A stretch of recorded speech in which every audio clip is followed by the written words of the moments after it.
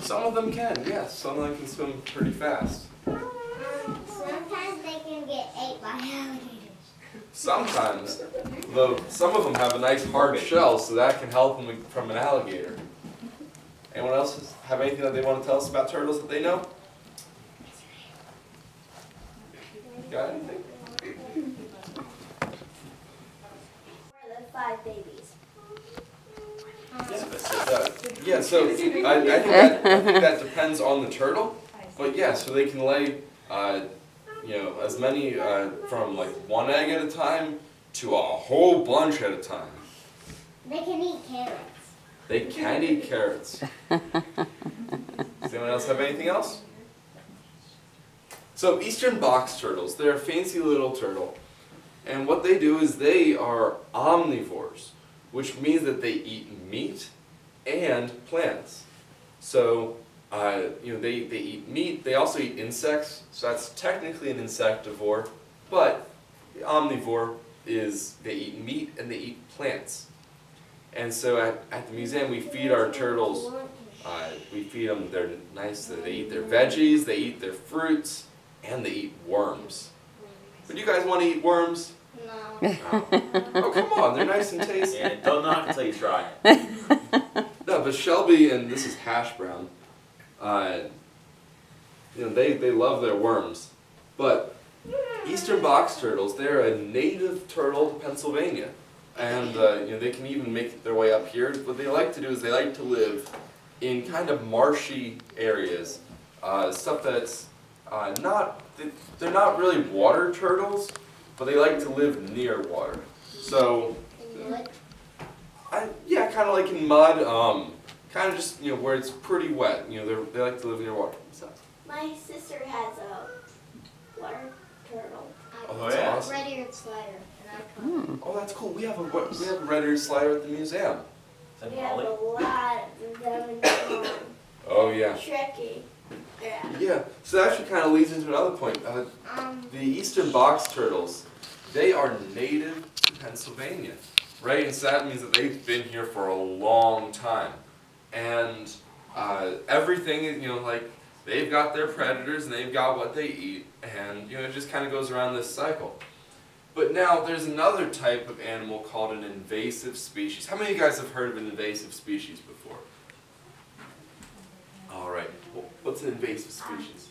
The kinds of animals that actually live. Things like box turtles, water turtles. So, you're kind of close. An invasive species is an animal that isn't living where it's supposed to be. And that doesn't have to be bad, but an invasive species, they can just eat and eat and eat and eat, and they can, they can eat or outcompete is the technical word. They outcompete the native species, and then they just kind of take over. What's that? Like aphids? I'm not really necessarily sure if aphids themselves are an invasive species, but some species of aphid, I'm sure, are. Like, actually, we see this a lot with insects. There's invasive species. Like, if you see the spotted lanternfly, that's an invasive species that's attacking a lot of trees, and it's, I think it's from, I forget which country in Asia, but it's some Asian country, but it kind of came over here in shipments. People didn't know about it, and then it's here, and now nothing's really eating it, so then it's allowing, it just kind of goes through and it wrecks stuff. But at the museum, we actually have a red-eared slider. Red-eared sliders are invasive turtles. This is one of their shells. And so, what an invasive species does, what the red-eared slider does, is it will get really big and eat a lot. And so, what happens is the box turtles, they don't have any food. And then, we get more and more red-eared sliders. They're one of the most common pet turtles, and turtles live a long time. Box turtles, I think, in a captivity, they can live over 20 years. I think it's like even 20, 30 years. So people, they get a turtle as a pet, and they don't realize that turtles live a long time. And at some point, they're like, okay, I don't want this pet turtle anymore. Well, wait, turtles live here, so I'm going to put my turtle and release it into the wild. And you really shouldn't do that. And that's how invasive species can spread. And that's how the red-eared slider spread. What's that? Sometimes they can get out of shells. Not really, no. Turtles, they live in their shells. It's actually part of their body. It's kind of like your fingernails, right? It actually is made out of the same stuff as your fingernails, keratin. So this is actually a scute from our red-eared slider. And you can see it's this really thin stuff. And they will shed these scutes, but they do kind of keep their shell their whole life. What's that? Do they have a body inside the shell? Mm-hmm. Yep. So they have a nice big skeleton, just as any other stuff. Do you have a question? No? Okay. Yeah, so the turtles, they are really fun. What's really cool about the eastern box turtles... Oh, let's try and get out. Let's not escape. Yeah. So, yeah, so what they do is I lost my train of thought.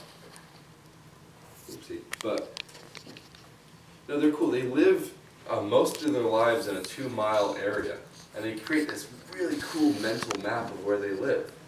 And so that's actually, these guys, they're native and they're not endangered, but they are a species of concern. Which means that, hey, we kind of want to keep an eye out on these guys because they are really susceptible. They're really likely to get hurt by habitat infringement. When people move too close to them, it can disrupt where they live. And that's because they have this 2-mile map, right? So they understand this big area, and if anything happens to it, they don't know what's going on. Or if they get moved out of this area, they don't know what's going on. And they won't be able to survive well. What's that? Does it hurt when you pick them up and it scratches you? No, not really. What it is they, you can see they're slow. So their claws aren't really sharp. They're good for digging. But they're, it's kind of like, a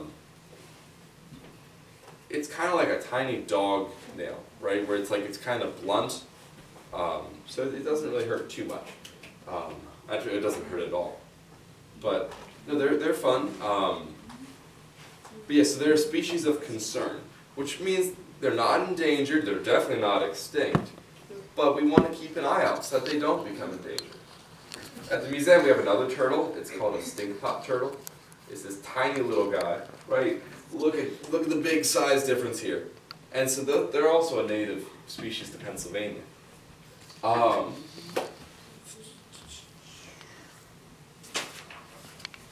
Just trying to see. Yeah, so turtles, they are reptiles. Does anyone know the difference between a reptile and an amphibian? What's the difference? An amphibian. It's okay. I can't say the word either. Amphibian is a lizard or like snake, and what was that one? Reptile? Reptile is like a big lizard and smaller. But then You're kind of close. an amphibian is a lizard or basically a reptile that lives in water, and a reptile lives in land. Again, not quite, but here, so I'll tell you. So, reptiles are known for having all these scales and stuff on them, whereas an amphibian tends to have a lot more like softer stuff. So turtles are reptiles, snakes are reptiles, lizards are reptiles, but frogs and toads are amphibians, right? So you can think of the difference between a frog and a turtle, and there's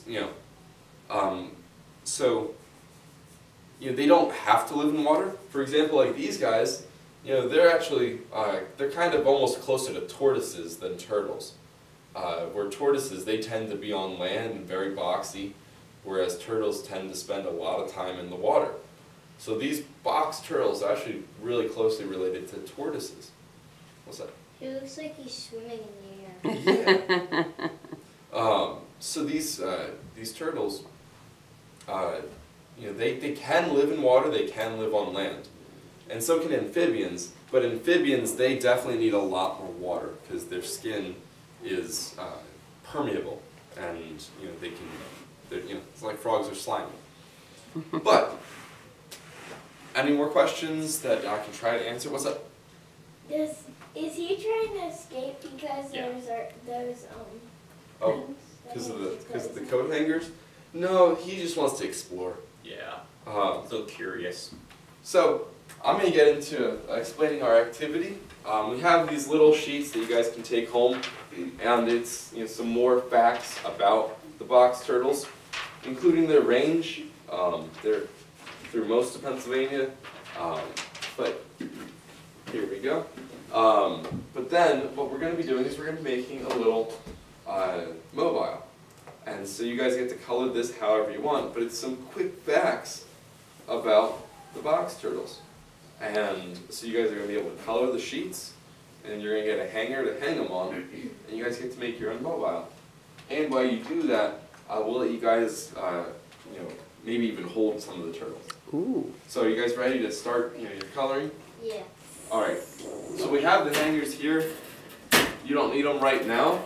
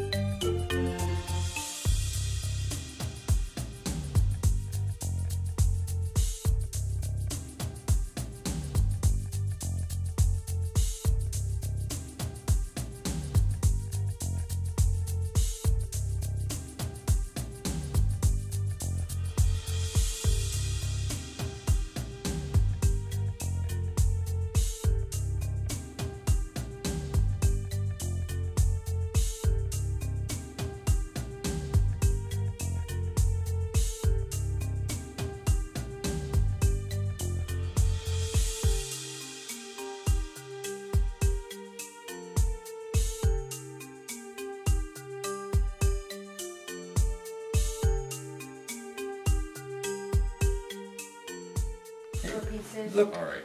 So I'd say do about this length. It's long enough that you can tie it, There you go. but then Yeah, you can pull it through. Okay. then you can trim it. Perfect. Then we have to tie it. Do you want to try to tie? Then you can trim it if you need No. to.